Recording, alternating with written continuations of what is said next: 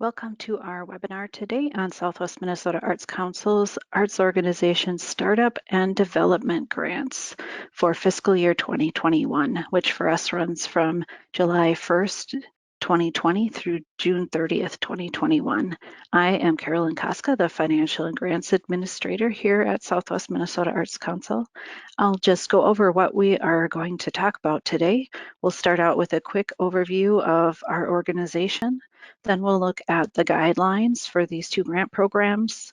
We'll go over to our website and take a look at the resources that are there for you. Then we'll head over to our grant system and look through these applications so you can get an idea how the system works and also what kinds of questions you'll need to be answering. And we'll finish up with talking about how the whole grant process works after you've submitted an application. I have everyone muted right now, but there will be a couple of times I'll stop during the presentation to answer some questions. And also feel free to type questions into that little chat window if you find the little speech bubble icon that will get you started there. And then finally at the end, I will also unmute everyone and we can talk directly then.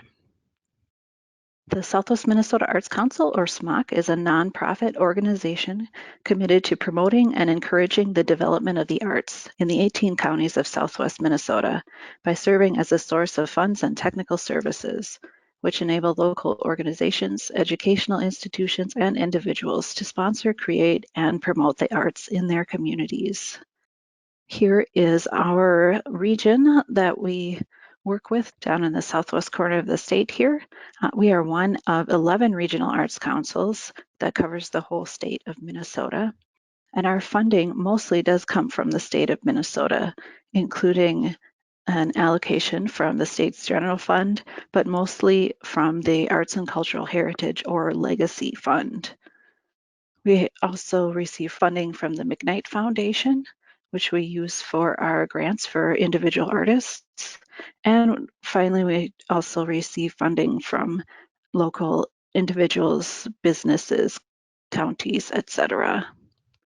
Here are a few things that SMOC is committed to: supporting artists and arts organizations in creating, producing, and presenting high-quality arts activities, overcoming barriers to accessing high-quality arts activities, instilling the arts into the community and public life, supporting high-quality age-appropriate arts education for all ages to develop knowledge, skills, and understanding of the arts, and supporting events and activities that represent the diverse ethnic and cultural traditions of the region. So these are a few things to just keep in mind as you think about projects that you might like to do, because everything needs to ultimately relate back to these commitments that we have. For these two grants for arts organizations, the applicant organization need to be located within our service region. Here are the 18 counties here that we cover, or on tribal lands within our service area. We acknowledge that this region occupies the traditional, ancestral, and contemporary lands of the Dakota people who have stewarded these lands throughout the generations.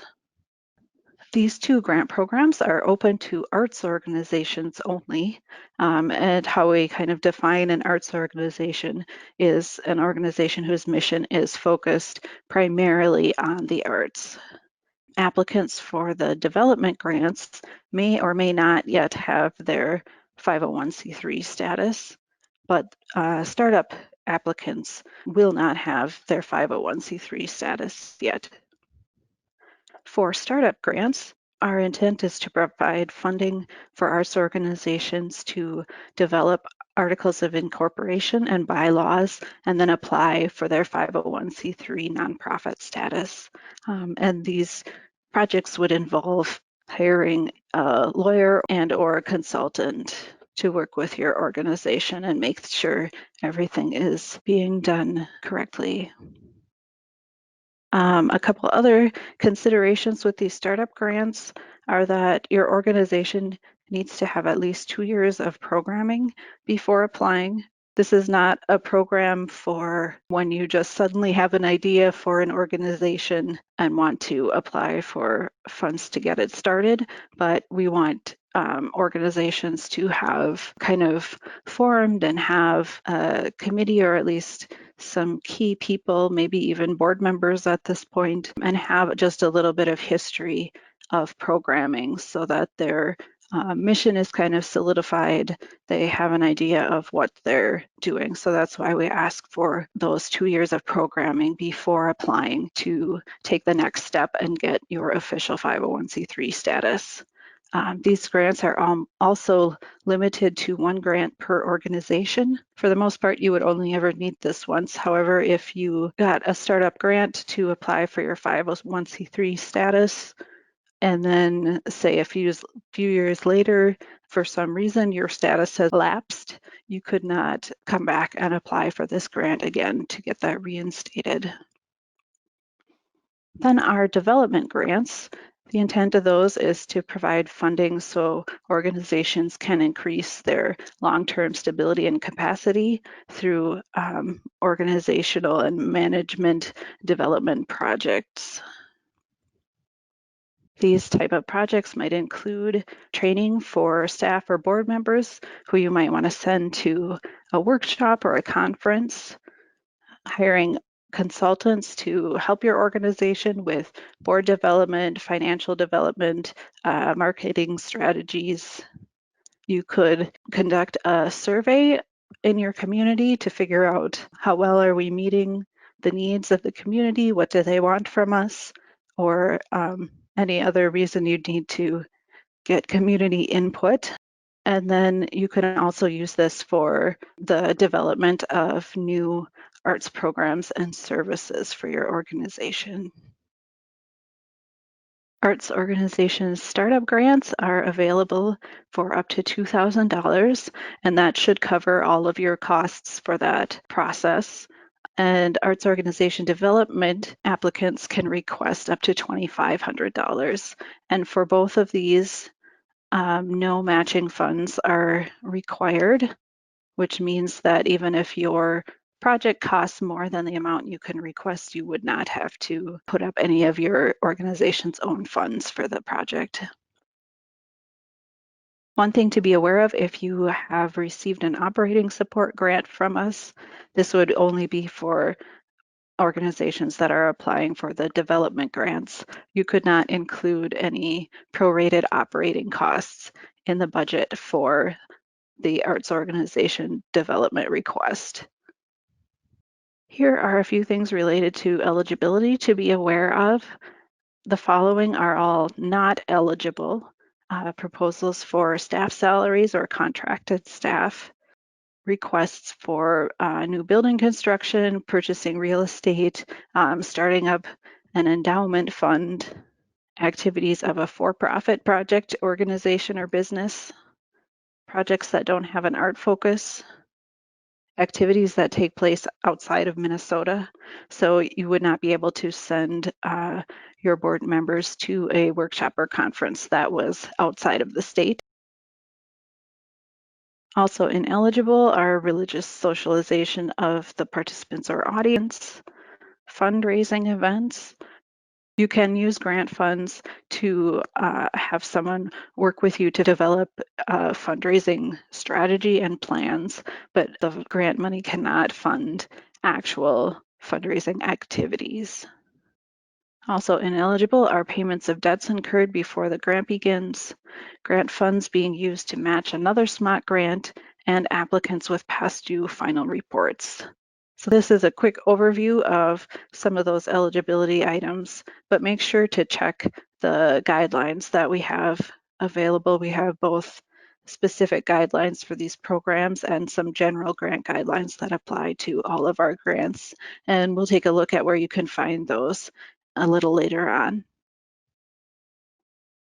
You'll need to have a start date and an end date for your project.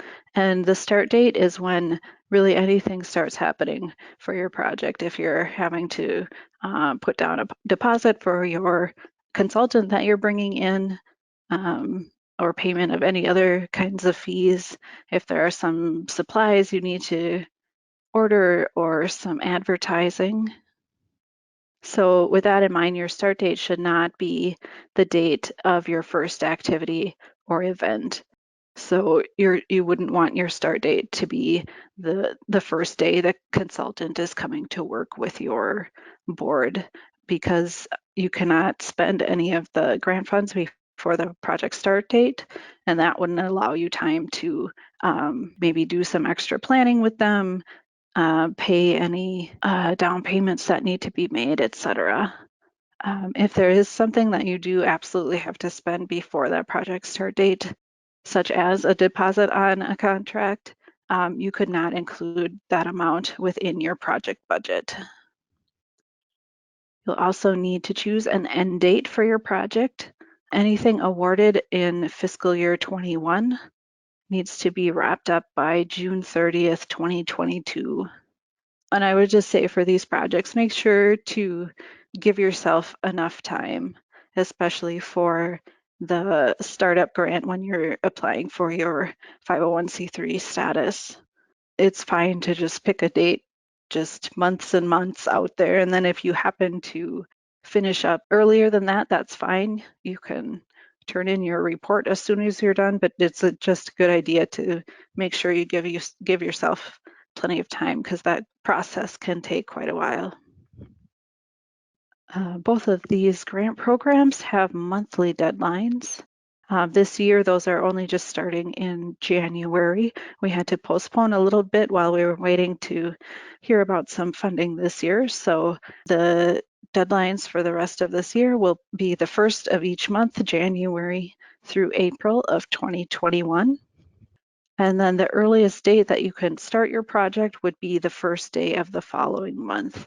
So if you applied for the January 1st application deadline, then you would be able to start your project on February 1st.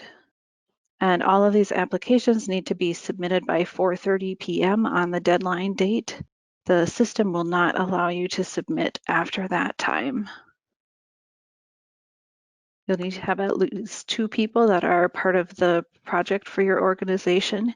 You'll need a project director, who is the person who's most directly responsible for everything. A lot of times this ends up being the grant writer, but it doesn't have to be.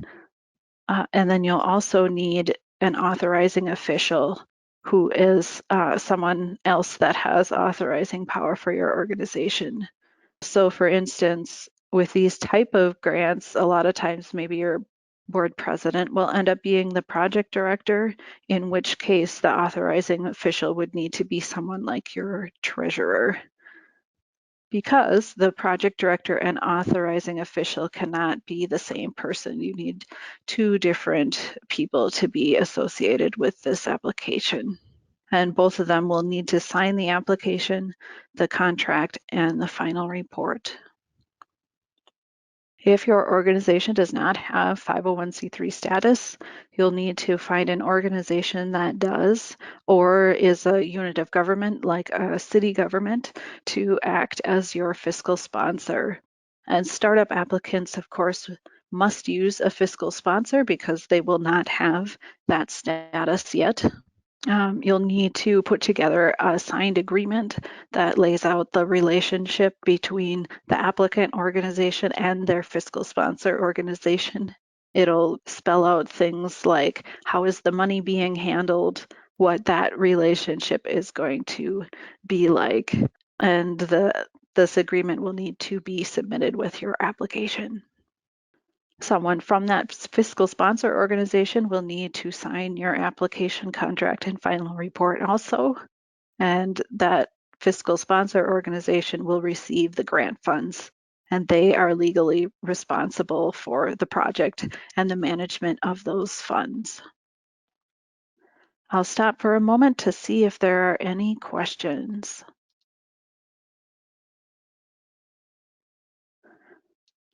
Not hearing any questions or seeing anything in chat, I will move on and we will go over to our website and take a look what is there for you. On our homepage, there is the easiest spot to get to our grant system. In this black grants box, there's a login button there, and then I'll show you another spot that we can also get to that. We're going to go look at the page for one of these grants that we're talking about today. And we'll look at the page for Arts Organization Development Grants. So each grant page also has this Apply Now button that will take you to the login for our grant system. So available for you on each of these pages about the different grants, you'll see all of the important dates like the deadlines, your earliest project start date, etc. Then we have some materials posted for you here. Here are the guidelines for this particular grant program. This is the general grant guidelines that apply to all of our grant programs, so you want to make sure to look at both of those. We have the application questions available in a Word document. Some people find it easier to write their draft within that Word document and then just paste everything into the online application when they're ready. So that's available for you there if that's how you like to work. You can take a look at what the budget form looks like. Here are the scoring criteria.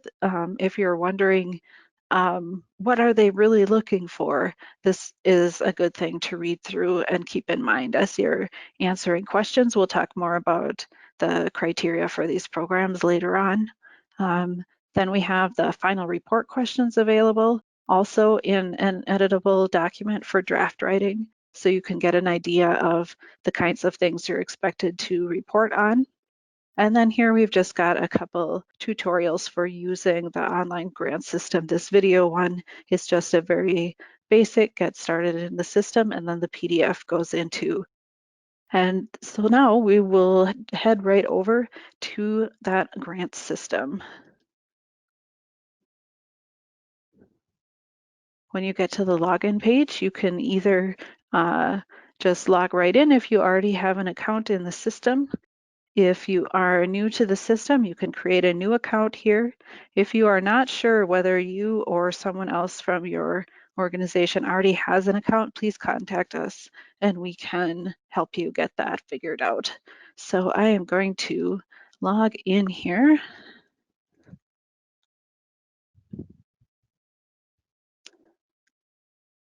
When you log in, if you've been working in the system before, it'll take you to your dashboard where everything that you have been working on is listed here.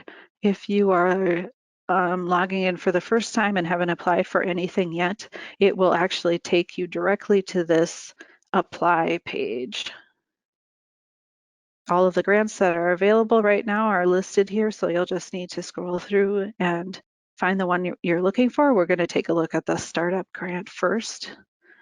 Here's a preview button if you want to take a look at the form without actually starting anything. Otherwise, you can just go right ahead and click this blue apply button, which is what we're going to do.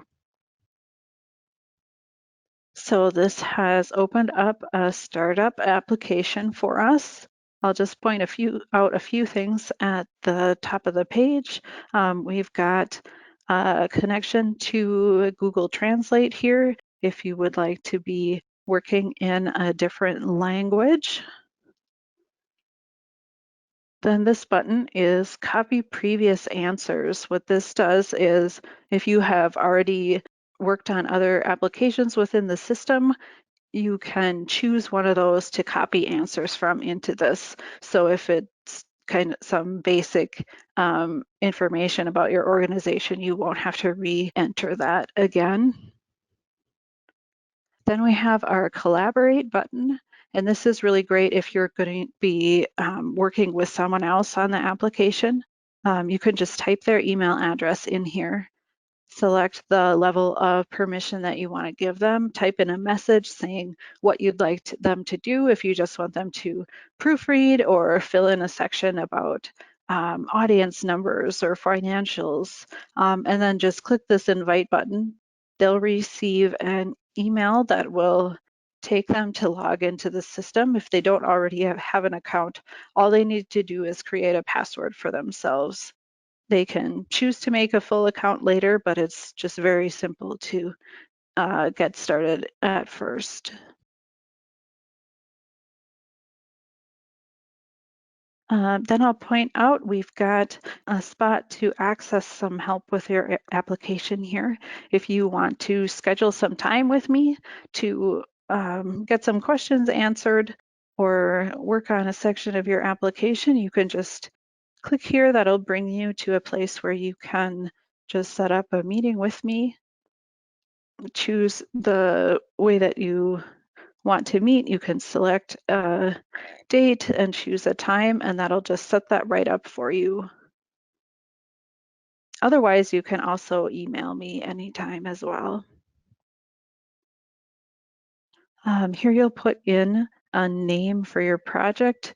It does not have to be anything fancy, especially for these projects that we're talking about today. It can be as simple as nonprofit filing. Here's where you will enter in the amount you're going to be requesting, but we'll probably want to wait to do that until we have filled out our budget form. There are some links here to some of those guidelines and Word documents that we looked at on the web page. This is just another place where you can access them. And then as you'll see when we go through the application, the character limit allowed on most of the narrative fields is very large, and you are not expected to come anywhere close to using up all of those characters. We just want to provide enough space if there would be something where you had really a lot to say, but we are just expecting you to just have concise answers that tell us what we are looking for. So this first section is about your organization.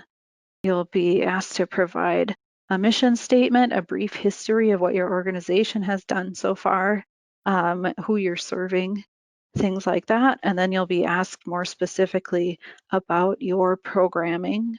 What kinds of programs have you had available in these at least 2 years that you've been doing a few things? How have you made your artistic choices during that time? Are you planning to make any changes to those programs going forward, or is this what you're pretty much going to stick with for the time being? Then we ask for some samples of the work of your organization or artists that you have brought in.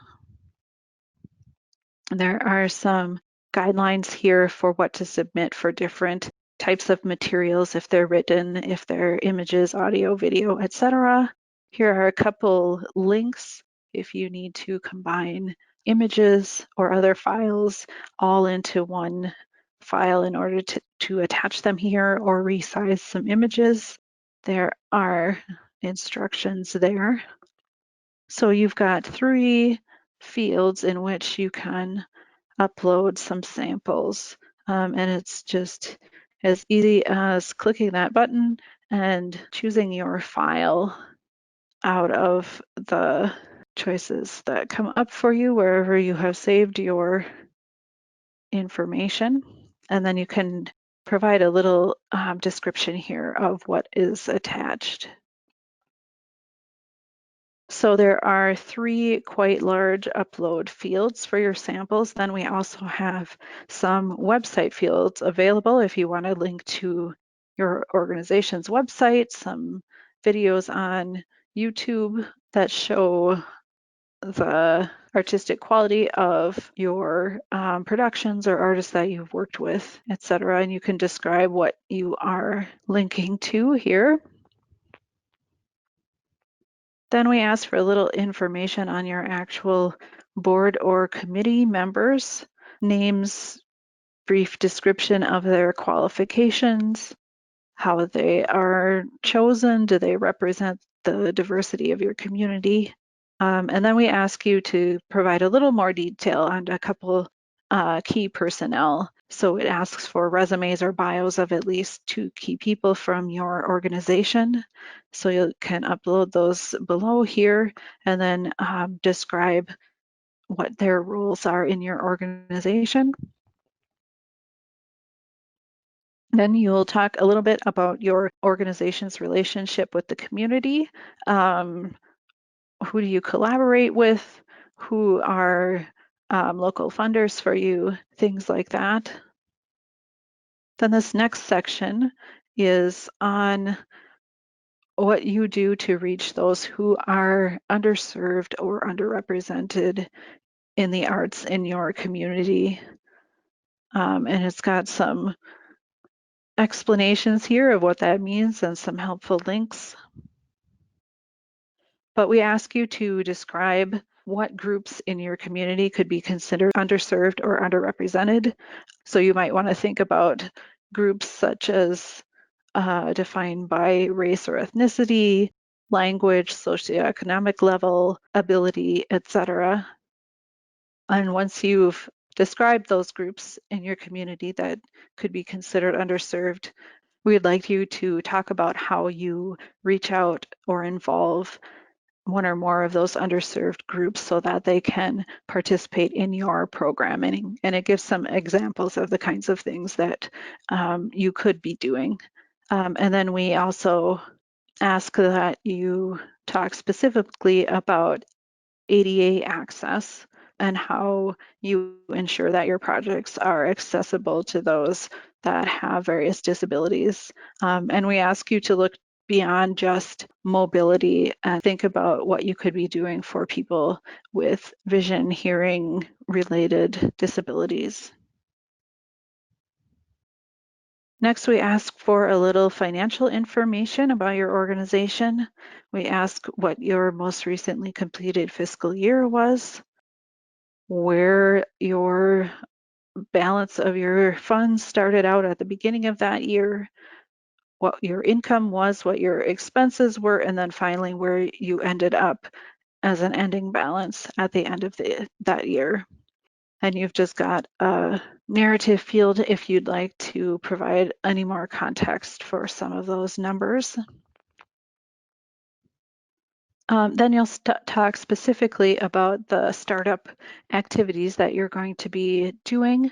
It asks kind of what stage you're at. Do you still need to develop those articles of incorporation and bylaws, or have you done that already? Who is going to handle the legal requirements of this whole process? If you're working with a consultant, why have you chosen them and what are their qualifications? And then what kind of a timeline you are looking at for your project. If you have a consultant, you can upload a resume for them here, although if they are a lawyer or accountant specifically, you do not need to provide a resume. Here's where you will enter your project start date and end date, and it's got some reminders of those parameters again.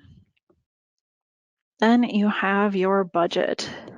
What you'll need to do is click here to open up the PDF form of the budget. You can save that to your computer, fill it out, and then you will upload it back into the system. And we'll just walk through how this works. You can put either your organization name or what your project is up there. Then you can type in what expenses you have, and you'll see it is adding up for you.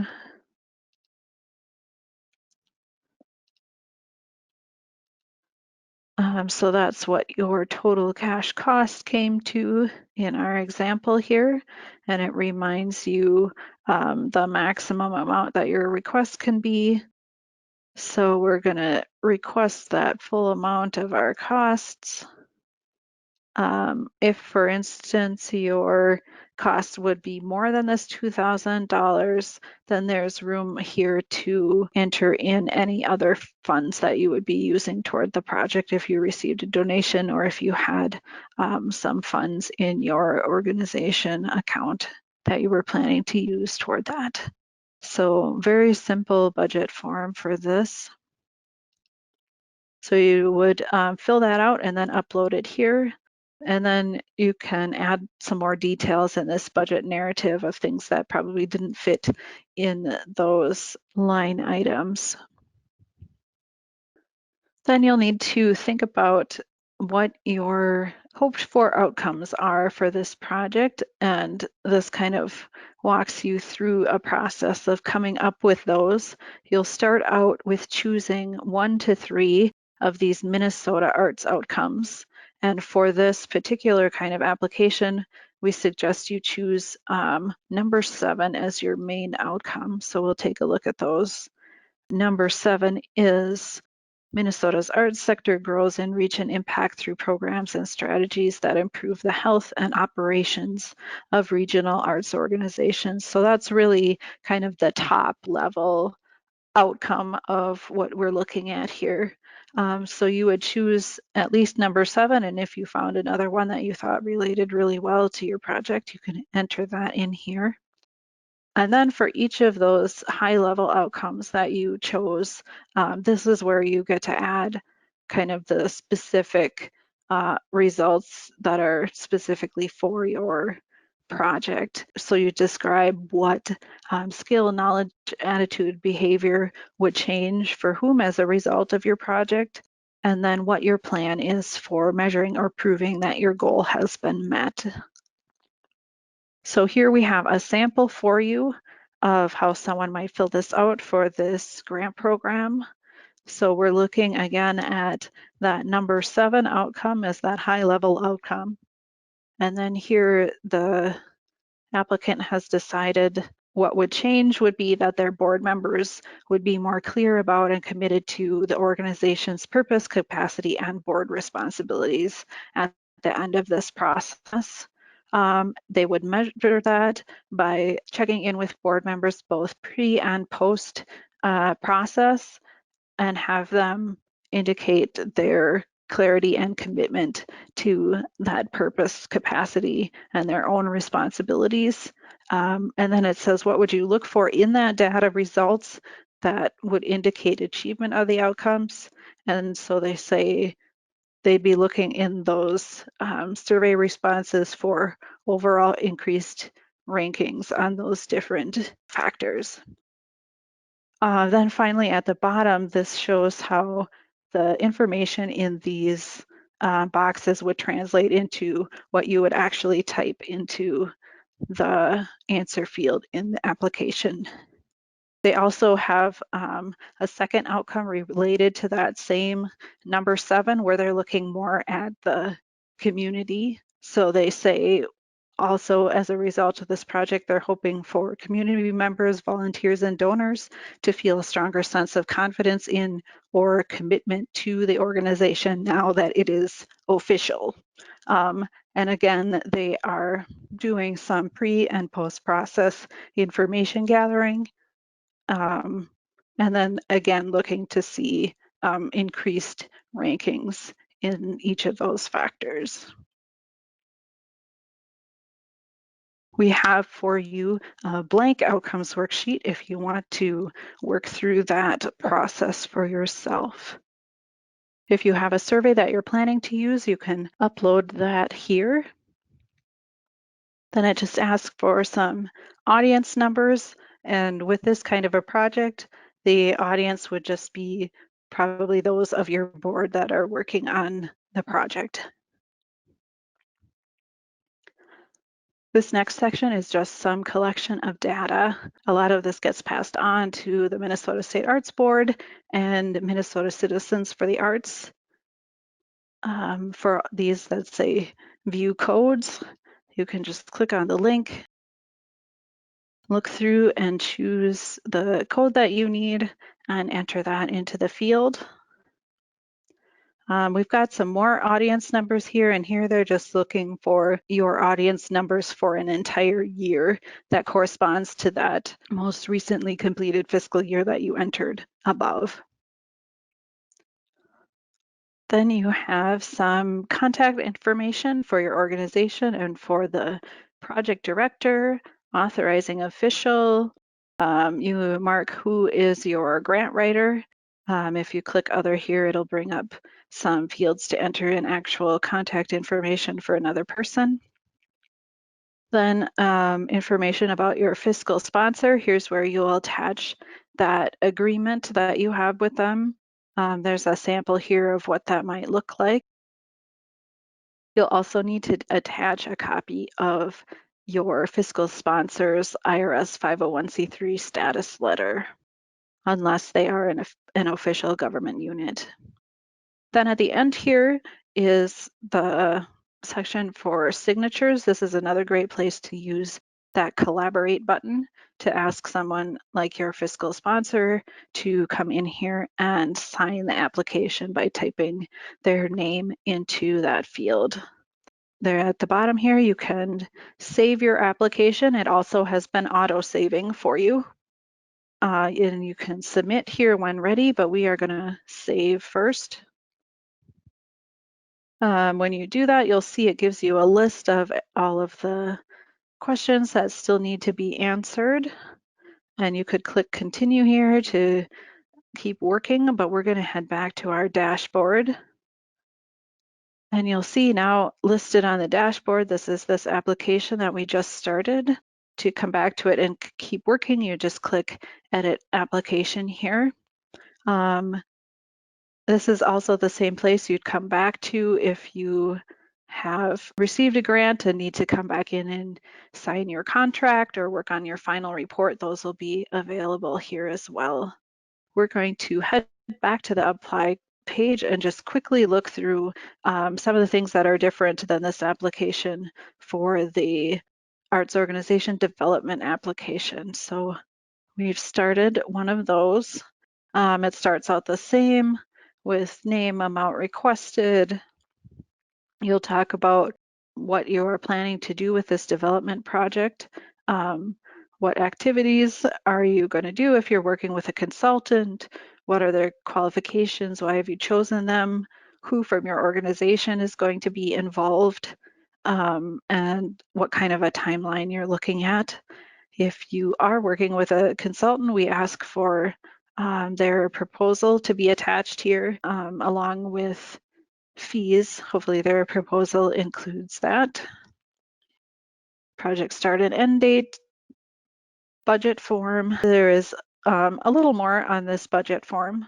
Again, you have your total expenses to enter, but this has some more information or some more lines for you to say how your project is going to be funded in case it costs more than the amount that you can request. And it just reminds you at the bottom that your profit for this project should equal 0. So your cash cost minus your other funding and the grant should bring you to a break even 0. And it gives you some options if as you're filling it out, you are not coming to 0. So this is some more information again about your organization, your programs. You do not need to enter work samples for this application. Board members, community support, the same kind of questions about the underserved and annual financial information. Then it asks what impact this will be having on your organization. How will this help you achieve increased capacity and stability? How is it building on your mission while also challenging your organization? Then you will fill out this outcomes section. There is another sample here with a project that could be done under this grant program. Audience numbers again, data collection, contact information for project director and authorizing official. Then down here it asks, is your organization using a fiscal sponsor for this project? If you click yes, it will bring up what you need to fill out related to your fiscal sponsor, including uploading that agreement. If you click no, it will just ask you if you are awarded a grant, where would you like those funds sent? Then you'll need to enter your own 501c3 status letter, or if you're using a fiscal sponsor, you would put theirs here. And finally, those signatures again. So we are Going to head back to our slides here and stop another second for some questions.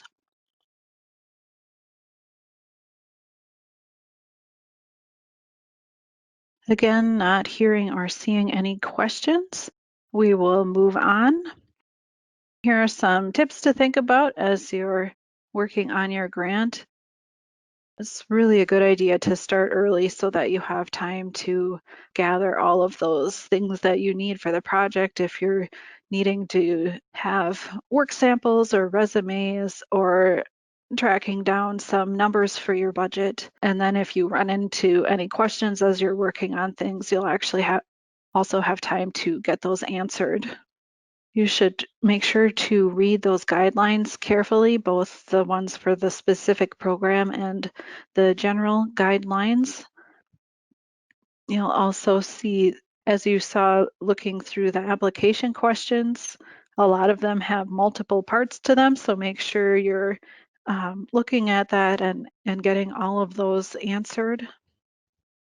And another reminder to just keep your answers really clear and concise. And filling out these grant applications does not require any special kind of writing skills. We're really just asking you to answer the questions, and everyday language is fine and is nice and clear for our reviewers to understand what is going on with your project. It's also good to assume that those reviewers don't know anything about your organization or your project. They are instructed to base their scores solely on what is in the application, not what they may have heard or experienced about your organization outside of this process. So it's a good idea to have somebody take a look at your application who is not involved with your organization. They may be able to catch some things like, what is this acronym? Or I don't know what this program is that you're talking about, things like that. And great to also have that same person proofread your application. We have different forms of application assistance available to you throughout the whole process. You can call us to talk about your project before starting an application, which is a great idea to make sure that you're getting started in the right grant program, that your project is eligible, things like that. And then feel free to contact us with questions anytime as you're filling out your application. And then we also can review your application before you submit it. If you're able to let us know up to about 2 weeks before the deadline, we can guarantee that we are able to take a look at that for you. We can check to make sure if you're missing anything, if you need to answer one of the questions from a little different angle, something like that. So we are able to look at that for you before you submit. So then what happens once you do submit your application? SMOC staff will review it for eligibility and completeness. Again, at that stage, if there's something that you are missing or that would affect your eligibility, you will have a 48-hour period to remedy that. Then after that, all of the applications in that round will be passed on to a panel of SMOC board members who will discuss and score the applications based on the criteria for that program. And then the full SMOC board will approve funding based on the recommendations of that review panel. And what that review panel will be looking for the startup grants, they will be looking at the merit of the organization and artistic quality of its programs, which is worth 7 points, and then the feasibility of the project, which is worth 3 points.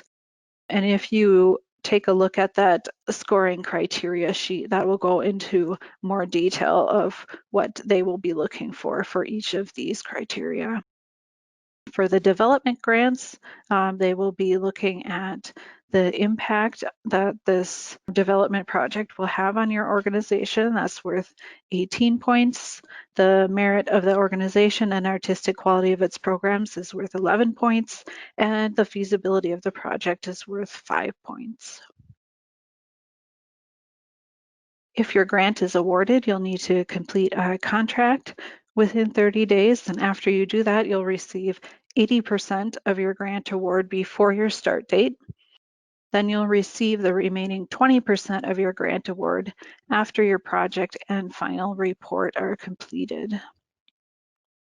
You'll need to acknowledge the grant on all advertising that you have related to your project using a credit line that we will give to you.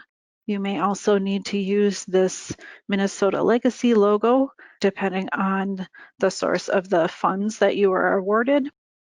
And we will make sure to send credits, posters, logos to you. And they are also available on our website, so you won't have to worry about trying to come up with the correct materials.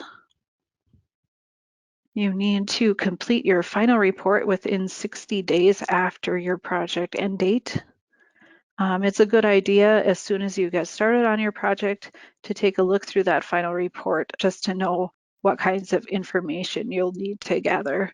If it's attendance related things, costs, outcomes related to your goals. We also expect that you are going to spend what you proposed in your budget. So this is not the time to decide to see where you can save money. We do need you to spend your full grant award. But if it does look like your expenses are going to need to change, you'll need to contact us to get those changes approved in advance. Then finally, I just want to mention some other opportunities we have coming up. Our next webinar for arts organizations will be about our equipment and facilities improvement grants. That is on January 5th at noon. We have one remaining deadline, at least, for our going virtual grants, which are $1,000 grants that will help arts organizations with what they need to do some virtual programming, whether that's equipment or work with a consultant or some kind of other technology. So we for sure have one more deadline on December 1st. And then if we still have funds remaining, we may have another deadline on January 1st. A couple other opportunities to connect with us and other organizations. We have grant support open hours the second Tuesday of the month. Our next one is coming up December 8th. These days, this is an online opportunity, but you can drop in and out anytime from 11 to 1 p.m. on that day to get any questions answered or talk about anything that you'd like. Then we have conversations for arts organizations and for artists each month. We just had our conversation for organizations yesterday. It's usually on the third Tuesday. And then coming up tomorrow for this month, we have our artists at 5:30 p.m. And the feature of that conversation will be the exhibit that is just opening in our gallery by Olga Krasovska. If you need to contact us, here are our phone numbers, email, office hours. The best way to contact us these days is still email. So feel free to shoot an email over to us anytime. I'll unmute everyone again now if there's anything anyone would like to talk about. I'm not hearing anything from anyone, so I will just say thanks for joining us today, and we look forward to hearing from you.